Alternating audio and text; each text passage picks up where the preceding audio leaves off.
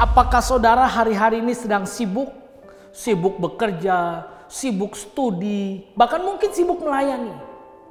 Tapi punya nggak hari khusus, punya nggak saat khusus, Anda tetap bersyukur di tengah kesibukan Anda? Hati-hati loh, jangan-jangan yang membuat kita tidak bersyukur bukan karena pergumulan, bukan karena tantangan, tapi seringkali yang membuat orang susah bersyukur justru saat orang itu diberkati Tuhan. Nah, hari ini kita mau lihat saudara, di dalam Kisah Rasul pasalnya yang ke-20 ayat 16.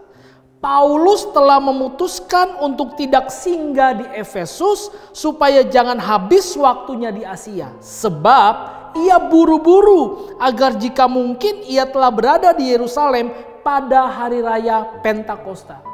Saudara, kita tahu semua siapa Paulus. Dia orang yang sangat aktif. Dia orang yang kalau dibilang sekarang, dia sangat penuh jadwal pelayanannya saudara. Tapi waktu dia melayani Tuhan, dia ingat dia harus segera mungkin pergi kembali ke Yerusalem. Buat apa? Buat ikut hari raya Pentakosta. Pertanyaan buat kita, apa hari raya Pentakosta? Pentakosta adalah hari raya ke-50. Ya, saat itu bagi orang Israel, Pentakosta adalah hari raya panen saudara. Di mana orang bisa bersyukur, orang bisa bergembira. Dan Paulus tahu ada saat dalam hidupnya, sekalipun sibuk pelayanannya, dia harus kembali untuk bersyukur. Dan ini harusnya menjadi sebuah pengalaman buat hidup kita. Bahwa seberapapun sibuk kita, seberapapun bingungnya hidup kita, kita harus tetap bersyukur. Ingat, selalu ada Pentakosta dalam kehidupan saudara dan saya.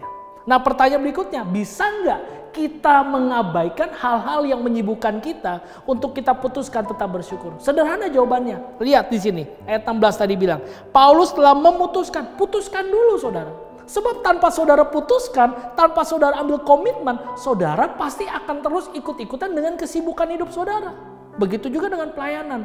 Jangan sibuk melayani kegiatan yang rohani saudara, tapi saudara lupa punya hubungan sama Tuhan. Putuskan. Yang kedua dikatakan, sebab ia buru-buru. Artinya apa? Bukan hanya sekedar memutuskan, tapi dia sungguh-sungguh mengerjakan, melakukan.